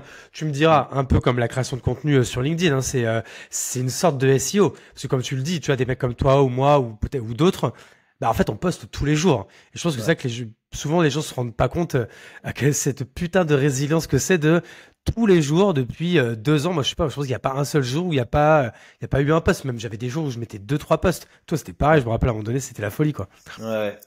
Ah, on se Avec rend pas toujours le compte petit lien vers la formation à la fin. on se rend pas compte de l'intensité qu'il faut pour créer du contenu et de la résilience, comme tu as dit. Genre plusieurs fois, là c'est plus la partie un peu sombre de la création de contenu, mais quand t'es en brunch avec tes potes un dimanche et que tes potes te disent ah lâche ton téléphone, etc. Tu dis bah non en fait je bosse, et qu'en fait toi t'as pas du tout envie de poster quoi. Je crois qu'en 365 jours il y a que une fois ou deux où j'ai pas posté quoi. Euh, Bah, moi, même avec la pour Noël, planification, du coup, zéro, ouais. ouais. Même pour C'est ça. Noël, tu vois, même pour ton anniversaire, Ah, ouais. enfin, ouais, t'as Moi, je pense que toujours tu quelque peux chose. checker, hein, là, le jour de Noël, il y a forcément eu un post. Le 24, le 25, le 1er janvier, tous les jours. Ouais. Et Toi, c'est c'est fou, qui en France? ouais. Pardon, vas-y, vas-y. Non mais je dis c'est fou de voir. Je pense que les gens se rendent pas compte du travail, surtout les haters qui viennent te. T'en as beaucoup, toi? Moi, franchement, j'ai du buzz, j'en ai aucun, quoi. Alors que normalement, moi, je suis quand même un mec qui fait pas l'unanimité, mais franchement, je suis assez peinard là-dessus, hein. Ou J'en alors, ai je les lis pas, je quelques-uns, les ouais. vois pas. J'en ai quelques-uns. Euh, Après, ils se sont un peu calmés, ça c'est cool. Et oui, j'en ai pas mal. J'en ai pas mal. Toi, en France, c'est qui, justement, le créateur, alors ça peut être tout réseau confondu, que t'adores, que t'estimes être plus fort que toi, que t'aimerais peut-être pas dépasser ou quoi, mais c'est qui pour toi ton préf, quoi, ton préféré? Il y en a un que j'aime bien récemment. Je peux te donner le nom. Je sais plus son nom. mais j'aime beaucoup ce qu'il fait. Et c'est justement le mec qui fait les vidéos. Je trouve ça hyper marrant parce qu'il explique des trucs techniques et en même temps, attends, ah, il est là. Attends. Il s'appelle IV2FI. IV2FI. Alors, il est sur C'est quoi, je vais YouTube. le noter aussi. Et j'aime beaucoup ce qu'il fait parce que enfin, je sais pas, je trouve que c'est marrant. Il a un ton qui me fait marrer. Genre, voilà, il est très cool. Ça, c'est sur YouTube. Bah, Shubham aussi, j'adore. Donc, Shubham, le Ouais, problème, c'est que Chubam, je trouve que c'est vraiment un monstre. ouais, mais pareil, Shubham, il est très dans la. En fait, tu as différents types de créateurs de contenu. Tu as des créateurs plus bah, qui vont exprimer leurs opinions, leurs avis, etc. Il y a des gens comme Shubham qui vont exprimer que leur expertise, tu vois. Et, euh, et alors, c'est deux choix, hein. Il y a des gens qui sont à l'aise avec l'un ou l'autre, ou l'un et l'autre, tu vois. Moi, ce que j'aime, j'ai réfléchi pourquoi est-ce que je faisais du contenu un peu plus inspirationnel parfois. C'est parce que je trouve que, en fait, quand tu vas bouffer avec un pote au restaurant et que le mec te parle que d'automatisation, à un moment, t'as envie de lui dire, frérot, ça y est, genre, parle-moi d'autre chose, tu vois. Et je trouve que enfin, ça me saoule, en fait, de devoir tout le temps parler de la même chose déjà pour moi, mais je pense que ça peut saouler aussi les autres, de dire, ah putain, c'est vraiment tout le temps automatisation, automatisation, automatisation, automatisation. C'est bon, on a Euh, compris que t'étais le roi et du en gros, fait, ouais, des genre, à un bandes. moment, genre, juste, putain, t'es qui, tu vois? Genre, dis-moi ton histoire, comment t'es arrivé là, qu'est-ce que t'as fait, enfin, et ça, c'est le truc que je trouve qui est important dans la création de contenu. Mais, voilà, il y a Shubham, il y a, après, plus américain, moi, je t'avoue, je suis plus, Justin Welsh, j'adore sa chape, est-ce qu'il est sharp pour écrire les trucs. Euh, Matt Gray aussi, aux États-Unis, qui est hyper inspirant. Il y a un contenu qui est très. En fait, le truc qui marche le mieux en ce moment, c'est vraiment les phrases hyper courtes. Euh, tu sais, genre pas plus de 4 mots, 5 mots par ligne, quoi. Aux États-Unis, c'est comme ça que ça marche. Ouais, c'est différent avec la France, mais c'est souvent celle qui marche. Et en France, bah, j'adore. Franchement, Thibault Louis, c'est quand même le GOAT, hein. Comment est-ce qu'il exprime ses idées, comment est-ce qu'il les structure, tu vois, c'est. Moi, il m'impressionne de fou, hein. Et parfois, il est sur son téléphone, il dit attends, j'écris un post, tu vois, il écrit genre vraiment dans le taxi, quoi, en 10 minutes. Et en fait, son post, il est hyper clair. Et il a une capacité à faire comprendre des choses compliquées de manière hyper simple. Et ça, c'est un super pouvoir, quoi. Ça, c'est vraiment un super pouvoir. Ça, clairement. Toi, c'est quoi ton plus gros coup en termes de visibilité? Le jour où t'as vraiment popé de ouf, où t'as fait un 200 000, 300 000, je sais pas, c'est quoi ton record et c'était avec quoi? Je sais pas si t'arrives à t'en rappeler. Je crois que c'est avec l'IA. En vrai, bon, après, j'en ai eu plein d'autres à 103, enfin, tant, non, je dis pas plein, pas beaucoup. Moi, j'ai jamais tapé le million, par exemple, de vues. Ouais, never non Euh, plus. Je crois que le plus que j'ai fait, c'est 450. Ce qui est déjà pas mal, mais. Ouais, c'est énorme. Mais d'ailleurs, ça m'arrive plus, hein. Je sais pas toi, mais moi, 450, c'était genre c'était il y a 2 ans que j'avais fait ça, tu vois. Ouais, Je trouve que ouais, c'est mais tellement dur maintenant. Franchement, déjà maintenant, aujourd'hui, alors, encore une fois, c'est moi, hein, peut-être pas à toi ou les autres, mais tu vois, de faire un post qui fait plus de 100 000 vues, putain, avant, il y en avait au ouais, moins un tous les mois qui faisait ça. Maintenant, on est plus à un par trimestre, quoi, tu vois. ouais, c'est Alors, vrai. je sais pas, soit c'est moi qui me répète et qui devient moins bon, ce qui est un peu ce qui peut être vrai, hein, ou alors c'est vraiment LinkedIn qui a changé là-dessus. Je pense qu'il y a un petit peu des deux, Non, mais mais faut analyser c'est En fait, dur. c'est pas LinkedIn, c'est les gens. Je pense que c'est pas LinkedIn, c'est les gens, c'est qu'est-ce qu'ils ont envie de voir, tu vois. Ouais. Tu regardes, pour moi, ce que je fais, c'est que je regarde plus les contenus qui marchent et j'essaie de m'inspirer des trucs qui fonctionnent, tu vois. Et, euh, et ouais, je m'en inspire. Mais c'est vrai qu'il manque, tu vois, encore une fois, d'un concept. C'est ça qui est difficile avec la création de contenu, c'est que, tu vois, t'avais, par exemple, pourquoi pas réessayer les sliders, là, ça marchait bien à l'époque, c'est toujours un truc cool. Quoi, Mais il les faut carousels? toujours, ouais, les carousels. Il y a toujours de nouvelles manières, de nouvelles choses. Dès que ça baisse, faut que tu crées de nouveaux contenus. Enfin, faut toujours innover, en fait. C'est ça qui est très difficile. Euh, tu vois, par exemple, ce que fait Pierre, ça cartonnait beaucoup plus avant. Moi, je trouve que ces stats-là, aujourd'hui, il est plus à 200, 300 likes, alors qu'avant, il était à des 2000 likes, tu vois. C'est Ouais, juste qu'en c'était fait, les insolent. gens, à force de voir les contenus, ils se lassent. Et en fait, tu vois, le seul qui arrive à faire des contenus qui sont sur la performance, c'est Justin Welsh. Mais bon, Justin Welsh, Euh, je trouve qu'il est quand même assez. Enfin, il a un super pouvoir d'écriture. J'ai acheté sa formation, hein, c'est no-brainer, tu vois. Il est hyper fort dans l'écriture. Mais en revanche, c'est difficile pour lui de le transmettre. Je trouve dans sa formation, la... j'ai pas réussi à vraiment assimiler forcément le super pouvoir qu'il avait, quoi. Et c'est un truc que tu peux pas copier en fait. Lui, ça fait je sais pas combien d'années qu'il écrit, voilà. Et mais aussi une aura, tu sais, je pense. Les gens dès qu'ils voient Justin, ils like parce que ah bah c'est Justin et donc du coup si je laisse Justin, c'est stylé, tu vois. Mais tu sais que Euh, moi, c'est pareil, hein, genre, bah, tu vois, gars, toi, t'es mon pote et tout. Franchement, quand je vois un post à toi, je like et après je lis. Tu vois, il y en a ouais, plein pour qui je fais ça, quoi, tu vois. pareil. Ouais, c'est ça. Mais en fait, ça c'est cool, tu vois. C'est la force des créateurs. Et je trouve qu'en plus, en vrai, franchement, je trouve qu'on pourrait aller encore plus loin. Mais pareil, par exemple, quand tu vois une Nina Ramen, elle a 400 likes par post, tu vois, c'est lunaire. Elle écrit extrêmement bien, mieux que moi. Mais il y a aussi sa communauté, tu vois, la personne qu'elle incarne, encore une fois. Tu vois, c'est une femme entrepreneuse qui a eu un enfant, tu vois, et du coup, tu t'attaches de ouf à elle. Elle a un Non, elle a été branding. très forte pour le côté communauté, ça tu lui enlèves pas, quoi. Tu Ouais, vois, avec tout le nombre de nanas sur LinkedIn qui mettent un emoji fraise parce qu'elles font partie de la communauté, tu vois, ça pour moi c'est quand même une masterclass, tu vois, qu'elle a c'est donné clair. là-dessus, quoi. Ouais, ouais, c'est clair. C'est clair. Toi, Et c'est quoi les tendances en matière de création de contenu que tu vois en ce moment? Alors, on va rester dans ces réseaux un peu pro que sont LinkedIn, YouTube ou autres. Mais du coup, ces tendances que t'aimes pas du tout. Tu dis, voilà, putain, c'est vraiment ça, ou tu dis ça, c'est vraiment une tendance de merde, tout le monde fait ça, c'est chiant, quoi. c'est pas vraiment une tendance en fait, c'est juste le côté bullshit inspiration. Ça me saoule un peu en fait. Je trouve sur LinkedIn, c'est difficile par exemple sur LinkedIn, hein, je parle même, mais je pense sur tous les réseaux sociaux. C'est difficile de faire la part des choses entre bullshitter, entre mec qui a raison, mec qui a tort. Enfin, tu vois, c'est des trucs vachement inspirationnels. Parfois, t'as envie Tu de dire des consommes, toi, trucs. encore beaucoup LinkedIn ou pas? Sincèrement. Moi, franchement, non, pas du tout. Bah non, mais moi, J'écris, je mais t'avoue que moi, c'est pareil, hein. Plus ça va, moins je consomme, hein. Je scroll 5 secondes, 10 secondes, je vais lire un post, deux posts, trois posts. Et en vrai, plus ça va, des fois j'essaie de, tu sais, dans le train, tu sais, j'essaie de faire le ménage. Tu sais, je vois un mec, je dis, allez, lui, je veux plus le voir, cette meuf, pareil, ouais. je veux plus la voir et tout. Finalement, il m'en reste plus beaucoup. Et en vrai, je consomme très très peu, je me rends compte maintenant, quoi. C'est le problème en fait, c'est que encore une fois, je pense que tout le monde se copie tous, tu vois. Et le problème, c'est que vu que tout le monde se copie tous les contenus se ressemblent. Il n'y a pas d'innovation, il n'y a pas tu vois, il y a pas de prise de risque. Euh, et, euh, et ouais, ça devient compliqué, hein. LinkedIn, moi j'adorais ce réseau social, mais c'est vrai que tu peux pas contrôler les gens qui prennent en plus, c'est des contenus, tu vois, les gens ils se prennent en photo, c'est pas des belles photos, ça sent que c'est cheap.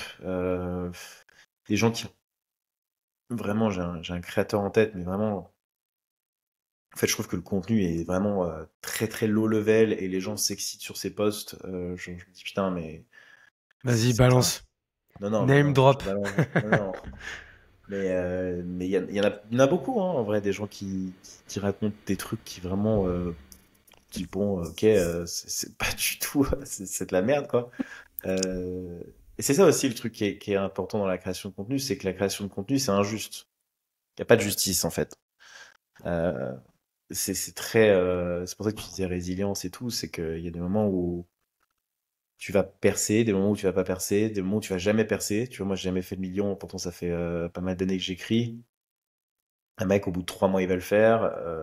Tu vois, mon petit frère, il a fait 15 000 abonnés en 2 mois. Pourtant, c'est moi qui l'ai aidé à écrire ses posts et tout. Mais il est passé de 500 abonnés à 15 000 en 2 mois et demi, tu vois. Enfin, genre, ton Ouais, truc c'est en délire. lourd. Et, et je dis pas que c'est moi, parce que moi, je lui ai expliqué, tu vois, je lui ai expliqué comment ça marchait, et il l'a fait, et ça a très bien fonctionné. Mais il y a des choses qui sont injustes, tu vois. Son quatrième post qui fait 300 000 vues, son premier post qui en fait 50 000. Euh, Et voilà. ça, il y a souvent quand même, LinkedIn donne souvent comme la prime aux nouvel arrivants, hein. Si t'es nouvel arrivant et que tout de suite tu te donnes à fond et que tu fais des trucs sympas, il peut vraiment te récompenser LinkedIn, hein. Bah, Il peut ça bien te mettre en avant. dépend, franchement, ça dépend. Et moi, j'ai des gens qui essaient grave tous les jours de percer, percer, percer, percer. Ça fait 6 mois, ils disent, ouais, je lâche rien, je lâche rien, je lâche rien. Et le problème, c'est qu'en fait, c'est un peu ce que je disais à mon équipe tout à l'heure. en fait, il y a un moment où, en fait, ce qui va faire que tu te débloques, c'est le shift dans ta tête. C'est le truc où, moi, je sais que par exemple, quand je suis pas d'humeur, je me réveille le matin, je dis, vas-y, j'ai la flemme et tout, j'écris. Je sais que mon post, il sert limite à rien d'être posté, tu vois. Je préfère être dans un bon mood pour écrire et tout, pour vraiment bien structurer. Parfois, je bâcle, même. Moi, j'ai de la chance d'avoir une communauté qui me like encore, mais il y a des posts, vraiment, j'en suis pas fier du tout, tu vois. Mon post d'hier, il a fait 15 000 vues, mais il est hyper mal écrit. C'est juste que j'étais fatigué, j'ai été sorti tout le week-end, j'avais pas la tête à écrire, bref, j'ai posté, quoi. Et du coup, ce que je veux dire, c'est qu'il y a un moment où en fait, tu as la théorie, tu sais comment ça marche, mais en fait, il faut que tu rentres dans un flow où en fait, tu as envie de gueuler ce que tu vas dire. Tu vois, tu as envie de prendre les armes, en fait. Il faut que tu aies de la conviction, il faut que tu aies de l'émotion, il faut que tu aies de l'intensité, il faut que tu utilises des mots qui correspondent, tu vois. Et je disais ça à mon équipe de sales ce matin. C'est mon équipe de sales, du coup, que j'ai formée. Je dis, mais en fait, genre, vous êtes trop gentil, vous êtes trop plat, vous écoutez toutes les théories qu'on a données, on a fait tous les process, tous les workflows, on a mis un mois à les écrire. Bon, maintenant, il faut que vous ayez un changement de mindset.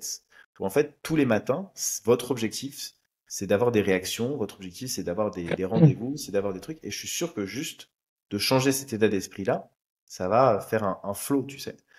Un peu comme quand tu es en sportif et tu dis, vas-y, je vais y arriver, je vais y arriver, je vais y arriver. Parfois, il y a juste un petit juste petite motivation en plus qui va te permettre de faire la différence. Petite prise de risque en plus.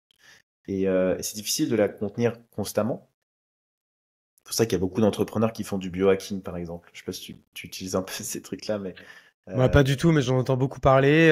Je saurais pas te dire si je suis pour ou contre. C'est juste que pour l'instant, en fait, j'ai pas pris le temps de m'y intéresser, quoi. ouais. Bah, le biohacking, par exemple, ça peut te permettre bon, c'est pas des compléments, si c'est des compléments alimentaires qui vont te permettre. Si, c'est ça. Ça Il y a ressemble à des bons becs, AG1, par même. exemple. Ouais. Moi, je prends AG1, par exemple, tu vois, ça permet d'avoir une concentration et d'avoir tous les nutriments de la journée. Ça m'arrive de prendre du Lion's Mane, par exemple, pour la concentration. En fait, c'est des trucs qui juste te donnent un focus. Et c'est pas du tout de la drogue, hein, c'est des trucs. Vous pouvez acheter ça sur Amazon, il n'y a pas de Sauf problème. si tu le mélanges à la kétamine, mais sinon, ça, Ouais, c'est une sauf autre si histoire, tu quoi. mets de la kéta dedans, il n'y a pas de problème. Mais non, c'est des médecines chinoises, en fait. Et il y a le Bacopa aussi, qui marche très bien. Enfin, voilà, vous avez plein de gens. D'ailleurs, c'est dommage qu'il n'y ait pas beaucoup, il n'y ait pas assez de, tu vois, de mecs comme Flavio, là, Nutripreneur, là, qui justement. Il est pas mal, ce gars-là. J'aime beaucoup, hein. Ouais. Et lui, justement, c'est lui, il se concentre sur cette niche-là. Et pour justement partir du principe que un entrepreneur doit avoir l'état d'esprit motivé, être positif, concentré, etc. Donc voilà. Tout ça pour dire qu'en tout cas, je pense que le mindset peut jouer sur les vues que vous allez faire en l'écrivant, quoi.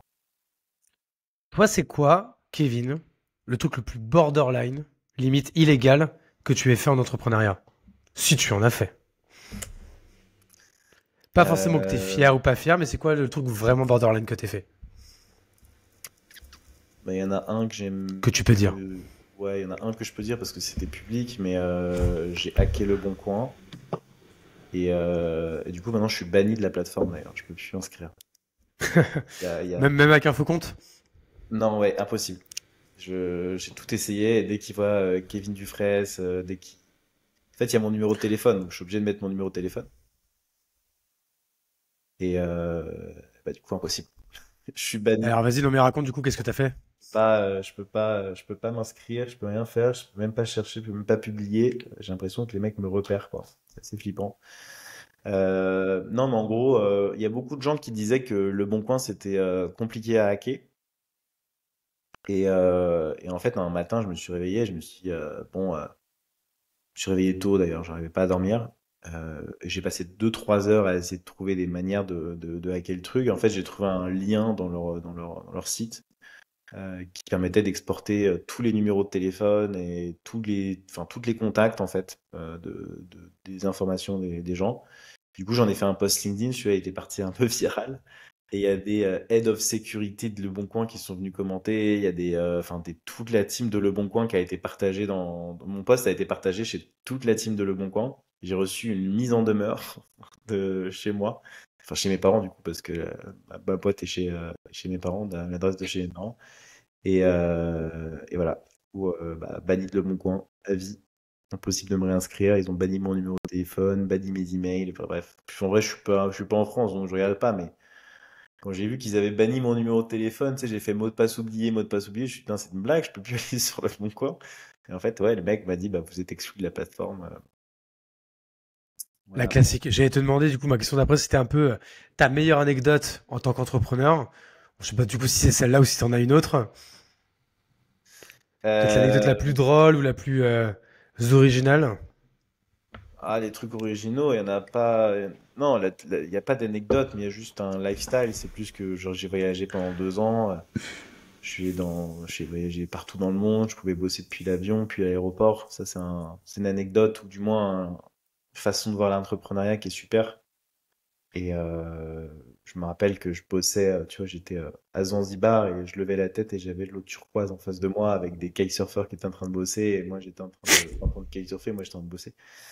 Euh, et ça, c'est un lifestyle qui est ouf. Ouais, quand tu commences à défaire tes chaînes un peu de la ville, du métro, boulot, dodo et tout, ça, c'est très, très agréable. Mais Le Bon Coin, en tout cas, ouais, c'était marrant juste de me dire que, en fait, une boîte de 1000 salariés peuvent être emmerdés par un petit gamin, un petit mec tout seul dans sa chambre à, à 6 heures du mat, quoi.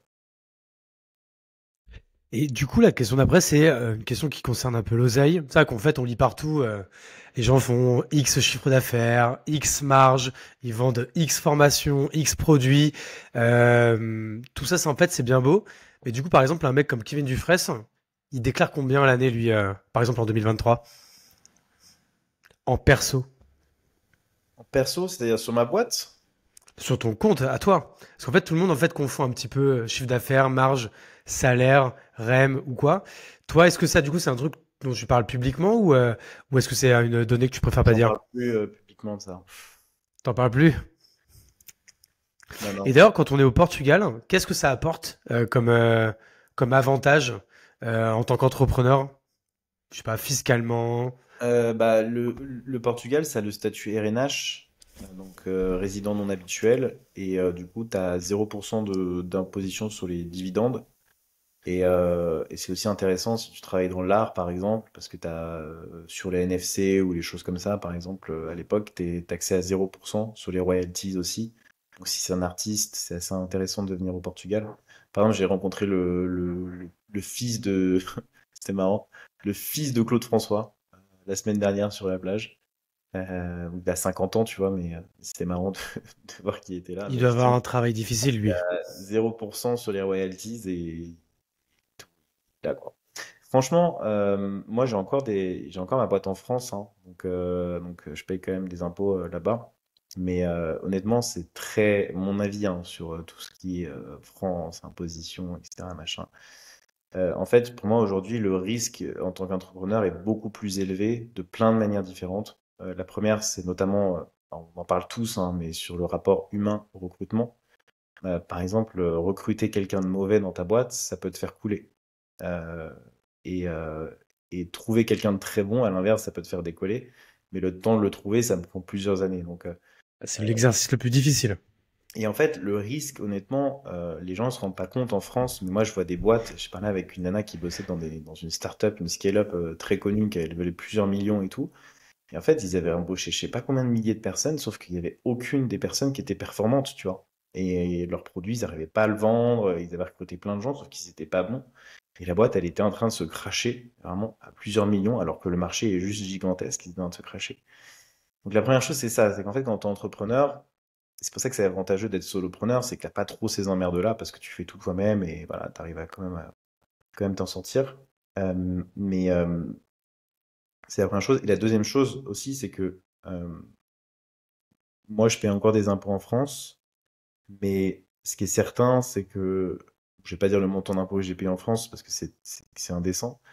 Euh, mais ce qui est certain, c'est que cet argent-là que j'ai donné à l'État, si je les avais gardés pour moi ou pour investir dans ma boîte, euh, bah, j'aurais un avantage concurrentiel sur le monde entier, tu vois. C'est-à-dire qu'un mec de Dubaï qui, lui, a fait le même chiffre d'affaires que moi, versus moi, qui ai fait le même chiffre d'affaires En France, bah, je donne pratiquement 30 à 60% de ce que je gagne. Lui, il en donne zéro. Donc, il a 30 à 60% de chances en plus d'y arriver que moi. Parce que l'argent, c'est le game, en fait, tu vois. C'est-à-dire qu'il peut payer des gens plus chers, il peut payer des gens meilleurs, il peut investir plus d'argent dans la publicité payante, il peut lancer des offres, il peut chiller, bref. Tout l'argent qu'en fait tu prends en entrepreneur, c'est potentiellement de la richesse que tu crées en moins. Après, c'est très libéral ce que je dis, bien sûr. Je pense qu'il y a beaucoup de gens qui doivent avoir des aides et tout. Moi, je suis hyper reconnaissant de la France.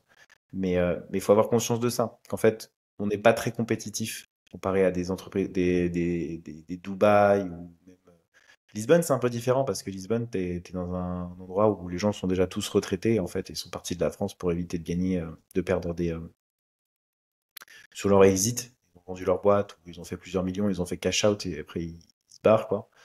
Donc c'est différent. Il n'y a pas beaucoup de workers comme moi. Il y a beaucoup de gens qui ont déjà battu le boss de fin. Tu vois, moi, je suis le mec le plus pauvre de Lisbonne, si tu veux.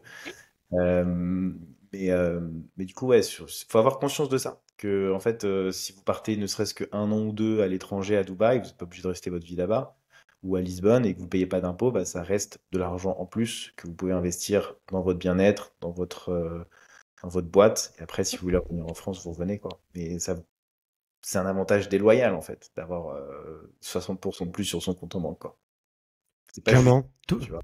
Donc, faut voir Toi, tu penses qu'un entrepreneur, il est forcément de droite? Euh, je pense que ça dépend de combien tu as besoin par mois pour vivre bien. Je pense que ça dépend des endroits où tu vas, ça dépend de ton style de vie, en fait. Il y a des Parce gens que tu qui... penses que d'être de droite ou de gauche, c'est une question de combien tu as besoin? C'est une question de style de vie, je pense. C'est une question de... Bah, en fait, t'as pas besoin d'avoir... Enfin, des gens, bah oui, moi, je vais pas dépenser 60 balles dans un restaurant, tu vois, c'est trop cher. Ou alors, moi, je vais pas dépenser 30 euros dans un taxi. Je vais prendre le On, bus. on peut pas être un flambeur de gauche? Peut-être, mais je pense qu'elles ont. En fait, le langage de la gauche, c'est plus, bah, vous n'avez pas besoin de tout cet argent, quoi. Et ce qui est vrai, hein. Des gens qui n'ont pas besoin de tout cet argent. Ça dépend à qui tu le donnes. Mais en général, c'est parce que pour eux, 10 000 euros par mois, ils vont pas réussir à le dépenser, tu vois. Je pense que c'est ça. Ils n'ont pas besoin, en fait. Il y a des gens qui n'ont pas besoin d'argent. Mais tu vois, c'est ce que tu dis aussi à Lisbonne. À Lisbonne, et c'est peut-être les gens les plus heureux au final. À Lisbonne, tu as des gens, on dit que les gens de Lisbonne sont tous millionnaires, ici. C'est une phrase qu'on dit souvent. Parce que, non, pas parce qu'il y a des expats qui le sont, mais parce que les gens qui vivent ici, ils ont la mer, ils ont de la bonne bouffe, ils ont la nature, ils ont des moyens de transport, ils sont très familles, ils sont religieux, ils ont une grosse communauté et tout. En fait, ils sont riches de ça. Et ils sont riches de ce que la nature a à leur offrir, pas de l'argent que tu as. Donc je pense que tu vois, c'est de clivage un peu entre les deux. Mais en tout cas, ça c'est le premier point de vue. Et ce qui est sûr, c'est que moi j'ai donné 4 mois de travail avec haute intensité, où franchement, quand je réfléchis aux 4 mois de l'année où ils m'ont pris l'argent que j'ai gagné, ça m'a fait extrêmement mal, tu vois, parce que tu bosses quand même, tu prends beaucoup de risques, tu te mouilles beaucoup, surtout quand tu es créateur de contenu, hein, tu mets ton image devant des millions de personnes, en gros. Et qu'en fait ils disent ah bah ouais ça c'est pour nous et bon, ça fait juste mal, tu vois, ça te fait une petite boule au ventre, genre de te dire ok il y a 4 mois où j'ai bossé que pour eux quoi. Et en fait Ah, et pour toi aussi. Pour tes gosses bah, qui vont à l'école, pour ouais, ton... Enfin, pas pour toi parce j'aimerais que du coup tu vis plus en moi, France, mais... honnêtement je pense pas que je vais mettre mes enfants à l'école. Enfin quand je vois le système scolaire ce que ça a fait sur moi, je suis pas sûr d'encore utiliser le système scolaire français. Le système scolaire français crée beaucoup de.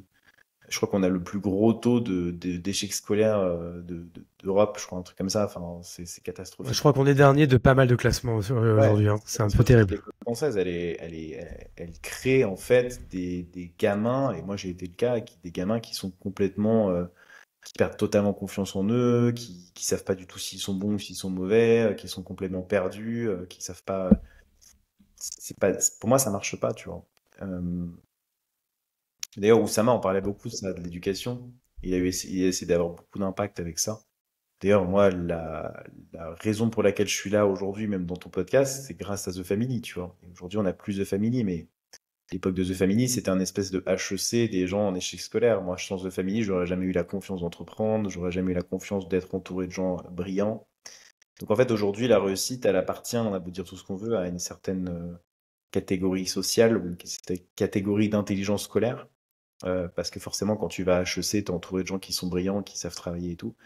Mais en revanche, quand t'as une intelligence un peu plus créative comme la mienne et que en fait, t'as envie juste de diguer des contenus un peu, enfin, d'être passionné de trucs différents, quoi. Bah, ça marche moins bien et malheureusement, t'es mis un peu sur le côté, quoi. Il faut que tu crées ton propre écosystème. Et The Family était parfait pour ça. Et c'est vrai que c'est ce qui me manque un peu aujourd'hui. Ça, on est d'accord. D'ailleurs, selon toi, quels sont un peu les entrepreneurs, créateurs de contenu, enfin ou autres initiatives qui, selon toi, prend un petit peu la place de The Family. En fait, The Family a laissé une place énorme. Aujourd'hui, il y a personne vraiment tout seul, aucun organisme, aucune boîte qui la reprend à 100%. J'ai l'impression que c'est plusieurs initiatives. Toi, c'est quoi justement toutes ces initiatives que tu pourrais citer qui prennent un peu cette place d'éducation, de pédagogie et de transmission un peu du savoir qu'avait The Family. Franchement, The Family, c'est pas une transmission de savoir. C'était un bain, un plongeon. Euh, Aujourd'hui, le seul moyen. En fait, c'est un peu comme tu regardes les statistiques, tu vois. La grande majorité du temps, les gens qui deviennent millionnaires viennent de familles millionnaires, tu vois. Pourquoi? Parce qu'en fait, les gens qui sont dans ces familles-là sont éduqués avec l'argent, sont éduqués avec l'entrepreneuriat, sont éduqués avec la réussite, sont éduqués avec l'échec, à échouer. Ils travaillent beaucoup, ils savent que c'est le travail. Enfin, voilà. Tu vois, ils sont éduqués dans une sphère où potentiellement enfin, c'est logique pour eux de réussir, quoi. Le problème, c'est que quand t'es pas né dans ce genre de famille-là, euh, bah, t'as pas 36 000 solutions. La seule solution que t'as, c'est d'aller à HEC. Ce que je Ouais. veux dire. Ou aller à l'ESSEC, ou aller dans des grandes écoles. Pour aller, aller taper, tu vois, aller retrouver enfin les gens qui sont dans le niveau d'ambition que tu es. Et encore, faut que tu aies ce niveau d'ambition parce que si tu l'as pas, t'arriveras jamais à bosser suffisamment pour aller à HEC ou à l'ESSEC, tu vois. Et donc, du coup, ce qui avait changé avec The Family, c'est qu'en fait, t'arrivais dans un événement où t'avais des gens autour de toi qui voulaient tous devenir millionnaires, tu vois. Et en fait, c'est un peu, il y a une métaphore que j'aime bien, c'est, en fait, tu mets un arbre dans un pot de fleurs, il ira jamais plus haut que le plafond. En revanche, tu mets un arbre dans une forêt, il essaiera de dépasser le ciel, tu vois. C'est-à-dire que ton environnement crée l'ambition que tu veux avoir.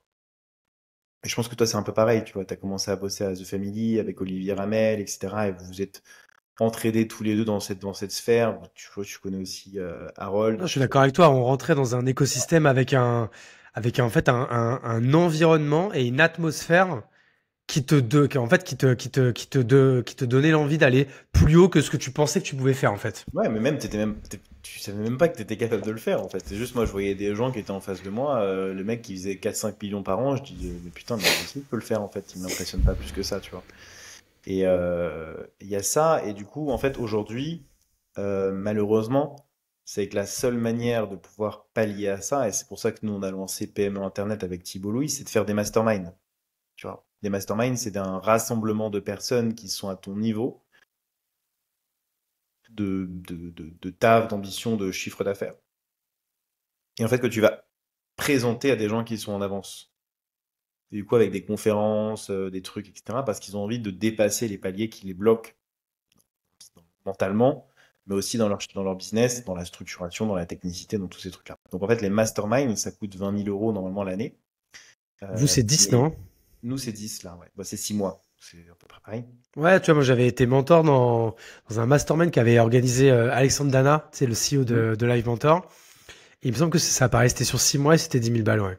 Ouais. Non, mais pour moi, c'est un Vous avez investissement. fini la distribution là, c'est bon? Ouais. Ou c'est en cours? Je crois qu'on est en 20 inscrits là pour l'instant. Donc c'est cool, c'était l'objectif qu'on s'était fixé, donc pour un premier lancement, c'est cool.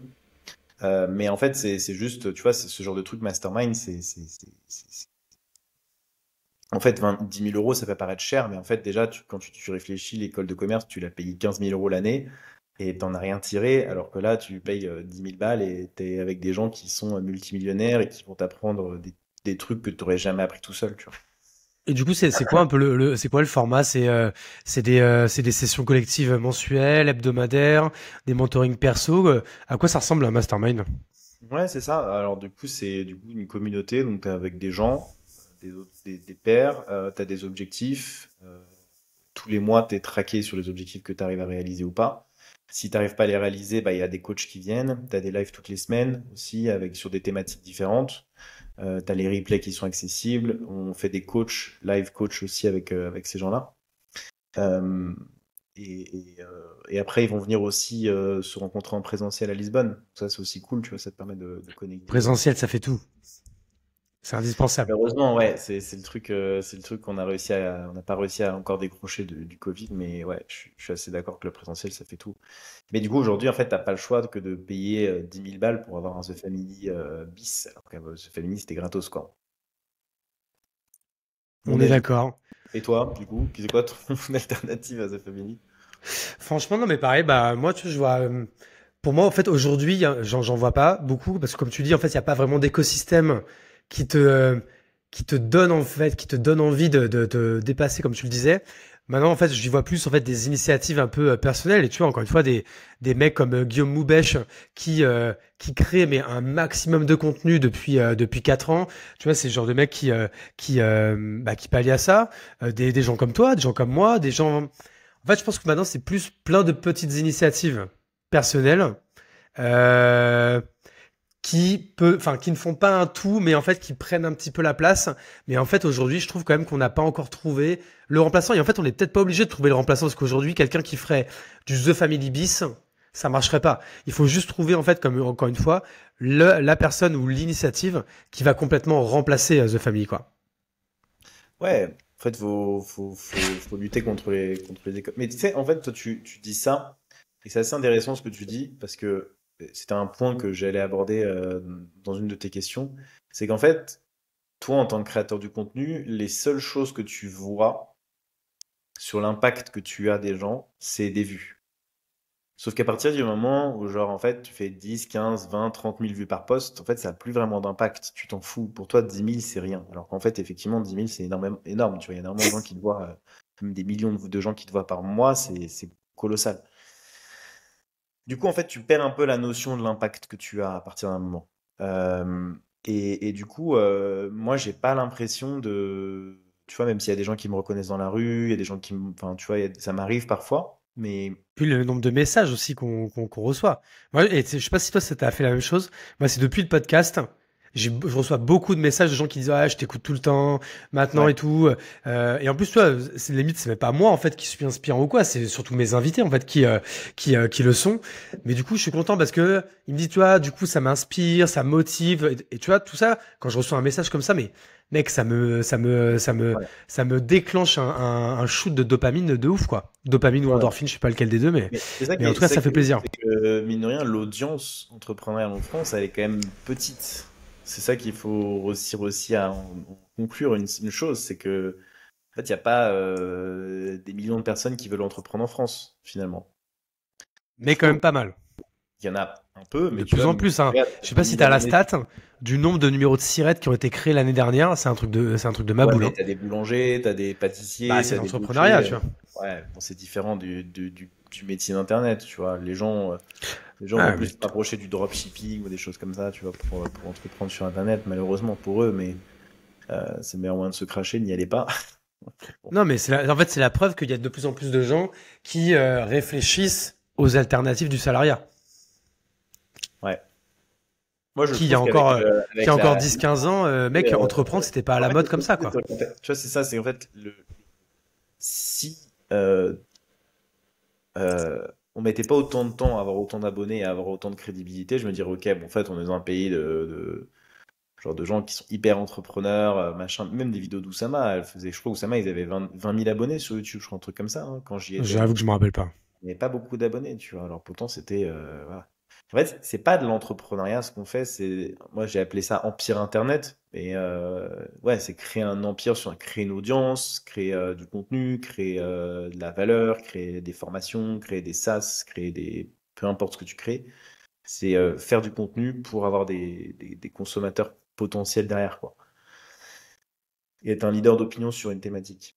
Mais moi, voilà, c'est le truc, en fait, où personnellement, je sais pas toi, mais je me considère pas, c'est pour ça, comme tu dis, même influenceur, je me considère pas gros. Pourtant, plein de gens qui me disent que oui, c'est super ce que tu fais comme toi et tout, mais j'ai pas la sensation d'avoir encore suffisamment d'impact. D'ailleurs, ça, c'est peut-être un problème de nous, les entrepreneurs, c'est qu'on se satisfait jamais de ce qu'on a. Euh, mais ouais, c'est difficile de percevoir, en fait.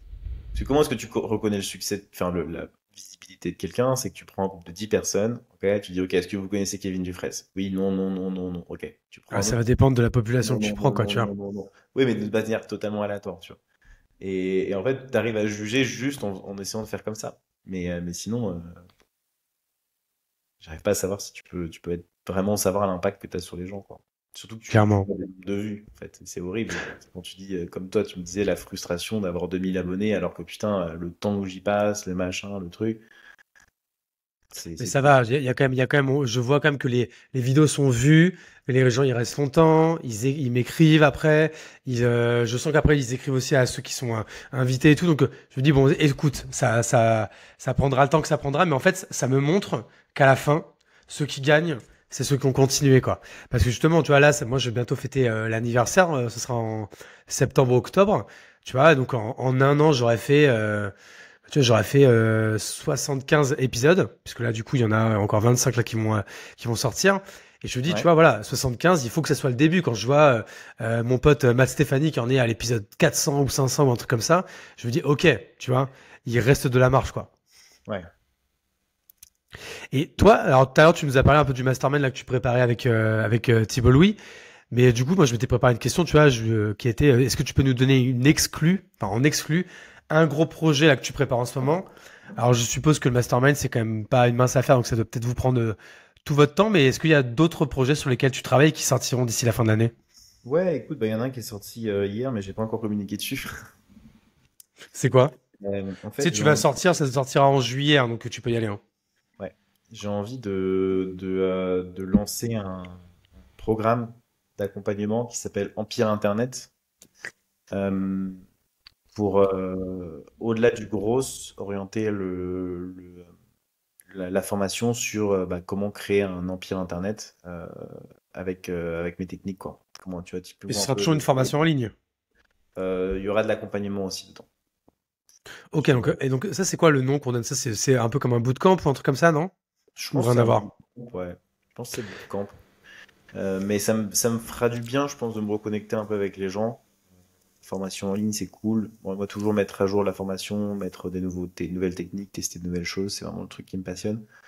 Mais ouais, je lance un accompagnement là, un peu plus high ticket, on va dire, avec moi, et des experts aussi de ma formation qui ont Ça va réussi coûter combien ça? pour l'instant, le premier batch, il va être à 3 000 euros. Et c'est sur combien de temps? C'est sur 3 mois. Ok, c'est pas mal. Ouais. Ok. Eh ben écoute, on va Avec suivre ça. Bon, du coup, les gens, s'ils veulent avoir des infos, si tu vois, si ton épisode il sort genre vers la mi-juillet, c'est quoi? Suffit juste de se connecter sur ton Bah, compte sur mon LinkedIn site, et puis les gens ils pourront aller voir quoi. ouais, sur mon site, t'as une rubrique, la dernière rubrique Empire Internet. Et Pas mal, on aime bien le blast, on aime bien la brand. ouais. Euh, Empire Ça fait Internet de combien de temps com. là? Ça fait 1h20, 16h30. Écoute, on a encore un petit peu de temps. J'avais encore d'autres questions. Donc, je vais pas toutes les poser, donc je vais essayer d'en choisir une qui est sympa, qui peut-être est pas trop prise de tête. Putain, je m'en étais noté une. Alors, en vrai, c'est pas moi qui l'ai noté, hein. C'est notre ami commun, ChatGPT, qui m'avait soufflé et qui me disait c'était quoi le DM, donc le direct message, le plus chelou que tu aies jamais reçu sur LinkedIn. Euh, Venez prier avec moi le vendredi 16 juin 2022 pour remercier Dieu de. J'ai reçu des messages comme ça. Ou alors des mecs qui me demandent qui m'envoient des demandes de prestations de gourous. Genre en mode, oui, je vais vous faire comment dire, c'est des vaudous, je crois. Tu sais, ils vont ensorceler les gens. Voilà. Ça, c'est des messages un peu chelous. Ok. Eh ben écoute, on se contentera de cette réponse. Euh, Tu vois, putain, je les ai faites hier et du coup, je les connais pas par cœur. Ah, si, elle est pas mal celle-là. Si tu devais te cloner pour booster ta production de contenu, quelle partie de ton travail déléguerais-tu à ton clone? Du coup, tu lui fais ultra confiance puisque c'est Kevin Dufresne bis. Eh ben non, mais je peux pas lui déléguer quoi que ce soit à mon clone, il va mal le faire. Qu'est-ce que t'en sais? C'est toi. Bah, je le sais. Non, mais il y a des trucs où je suis mauvais, genre par exemple dans tout ce qui est chef de projet, suivi des tâches, etc., organisation, c'est pas là où je suis le meilleur. J'excelle pas du tout dans ce domaine-là. Donc, Que c'est quoi la journée type de Kevin Dufresne aujourd'hui? Est-ce qu'il y en a une ou est-ce que c'est vraiment alors, tu vraiment, te laisses porter? bah, maintenant j'ai des équipes, donc c'est un peu différent, mais c'est plus lundi briefing des équipes. Je reste pas mal connecté avec eux. J'essaie vraiment WhatsApp, Slack? etc. Ouais, Slack, WhatsApp, en fait, ça part trop dans tous les sens. Euh, Après, je bosse sur différents projets. Moi, ce que j'aime bien, c'est qu'en fait, il y a des gens qui viennent me voir et qui me disent, ah, j'ai cette idée, est-ce que tu veux qu'on bosse dessus ensemble, quoi. Et du coup, bah, ils rentrent dans la team et je peux gérer comme ça. Après, sinon, il y a toujours des améliorations. Euh, il y a toujours de nouveaux trucs que j'ai envie de tester. J'ai envie de créer des nouveaux produits aussi.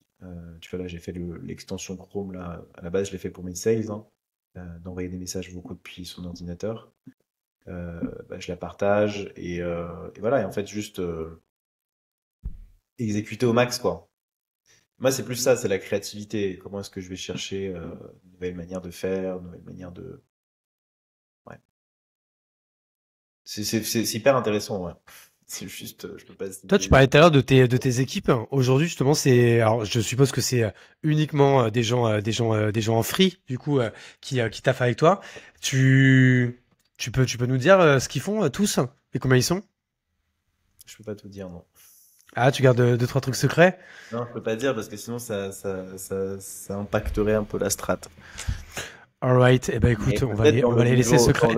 En fait, tu peut-être bosses dans le, complètement pour le Mossad et tu veux rien dire, quoi. dans le prochain épisode, peut-être que je te raconterai. Mais là, c'est un peu tôt. Ça marche. Bah, écoute, je vais chercher une dernière question. Euh, Ah, tiens. Quel est le pire conseil sur la création de contenu que tu vas régulièrement partager, que dis-je, propager comme une perle de sagesse, alors que c'est de la grosse merde en barre? J'avoue que le COD, c'est moi qui l'ai rajouté, hein, c'était pas ChatGPT. Hein. Le conseil que je vois sur les réseaux, Ouais. utiliser ChatGPT pour la création. Toi, tu n'utilises pas du tout, même pour t'aider, même pour te donner une trame ou quoi, et Moi, après tu y remets ta patte. juste pour corriger les fautes. J'ai une Moi, je extension le fais Chrome. pour corriger mes fautes en anglais, ouais. Ouais. Sinon, non, j'utilise vraiment. Enfin, déjà, c'est nul. Le seul truc que j'ai réussi à faire bien récemment, alors j'ai pas retesté avec les posts LinkedIn, mais globalement, j'ai jamais eu de bons résultats. Je trouve que le mec, il s'emballe trop, il met aucune émotion, bref, c'est nul, quoi. En revanche, je lui ai donné les emails de mon copywriter sur ChatGPT. Je lui dis, voilà, assimile le style, la façon d'écrire de cette personne-là. Et ensuite, je lui avais fait le même vocal que mon copywriter, en lui expliquant les trucs, etc. Et franchement, pour le coup, c'était vraiment bien écrit. Donc Donc, tu vois, ça veut dire que ChatGPT est capable de bien écrire et de recopier un peu un style. les postings, je suis pas sûr. Moi, alors franchement, tu vois, moi, pour être honnête, je l'utilise pour me donner des trames quand c'est par exemple des posts, tu sais, explicatifs. Tu vois, genre où je vais raconter une histoire. Tu vois, l'autre fois, c'était, Oui, mais tu les rédiges euh, pas avec non, non, ChatGPT. je les rédige pas, mais tu vois, par exemple, Ah, que je te dis. je voulais donner, tu vois, une liste, tu vois, de genre des 10 films et séries, business que j'avais kiffé. Je vais donner la liste et je vais donner à ChatGPT, écris-le-moi comme un post, ou à chaque fois tu me donnes les acteurs, le synopsis, des trucs comme ça. Et après, bien sûr, tu vois, j'ai remis ma patte mais forcément, il m'a fait gagner un temps fou. Où moi, à chaque fois, j'aurais dû aller chercher dans Wikipédia le truc, le machin. Et tu vois, ça fait quand même gagner un peu de temps, quoi. C'est une génération d'idées, c'est pas une génération de contenu. Non, mais Ça, du ça, coup, bah, c'est ça- ça. Sur la partie idéation, ça fait gagner un peu de temps. Et après, moi, je rajoute toujours ma patte parce que de toute façon, moi, j'ai une façon, bah, peut-être toi aussi, hein, mais de façon tellement particulière de parler et du coup d'écrire, parce que j'écris comme je parle, que si c'est pas moi, ça se voit direct, en fait, quoi. Tu vois. Ouais, non mais les gens qui te disent ouais, écris ton contenu IA avec ChatGPT, mais non, elle est en enfer. Vraiment, c'est pas possible, genre. Ça marche pas comme ça. Puis même l'IA, elle explique mal, elle a pas la même intensité, elle est faite pour être neutre en fait. Donc après, franchement, ouais, j'ai essayé d'importer plein de contenu dans ChatGPT, d'écrire machin. Et franchement, T'es pas convaincu. ouais. Je suis OK pour toi pour l'idéation. Je l'utilise parfois quand je dis ah mais j'ai envie d'expliquer ça et c'est pas très clair. Est-ce que tu penses qu'il y a d'autres manières d'exprimer le truc? Ça peut m'aider parfois. Corriger les fautes aussi d'orthographe. Putain, je sais pas comment Grammarly ça vaut 1 milliard, hein. Ah, mais tu sais, moi, j'utilise Merci App. Putain, mais c'est là que Mais je non, me rends mais compte que je devais faire ah, 1 million de fautes avant. L'autre jour, j'ai reçu je vais les t'envoyer stats. mon Le nombre de fautes qui me corrigent par jour, c'est ouf. mec, je vais t'envoyer mon extension Chrome. Je sais pas pourquoi tu n'utilises pas mon extension Chrome. Elle est incroyable. Je vais te l'envoyer. Quoi, c'est toi qui as créé une extension genre type Ouais. Merci App? Ouais, mais c'est beaucoup mieux que Merci App et c'est gratuit. Bah, tu sais, je le paye pas non plus, hein. Ouais, mais moi, ça te corrige sans te montrer les fautes. T'en as rien à foutre. Tu lui mets et il te les ressort. Ah, ok. Parce que moi, en fait, quand j'écris avec Merci App genre, imaginons, j'écris sur LinkedIn, il me les corrige au fur et à mesure, mais je vois, tu vois, il me le met en Ouais, il vert te en le mode réécrit. Il te réécrit pour tout me le texte. prévenir, quoi. Moi, il te réécrit tout le texte. Mais Tu veux que je te c'est-à-dire fasse que, le numéro? Attends. mais vas-y, envoie. Donc ça s'appelle comment? Où est-ce que les gens ils peuvent la trouver? Je te l'ai envoyé sur LinkedIn. Mais ouais, et les gens ils peuvent la télécharger ou il faut qu'ils aillent sur ton compte? Ouais, ils peuvent la télécharger. Ça s'appelle correcteur d'orthographique. Faute d'orthographe sur le titre. C'est bien. Pas mal, ça donne Orthographique. bonne confiance. Ouais, elle est bien notée en plus. Ça marche bien. Eh ben écoute, on essaierait ça. Qu'est-ce qu'on peut se trouver comme mot de la fin, Kevin? C'est quoi? Alors, tu nous as un peu parlé des projets ou quoi, mais toi, qu'est-ce qu'on te souhaite là pour ces 6 mois de 2024 qui restent, donc cette moitié d'année?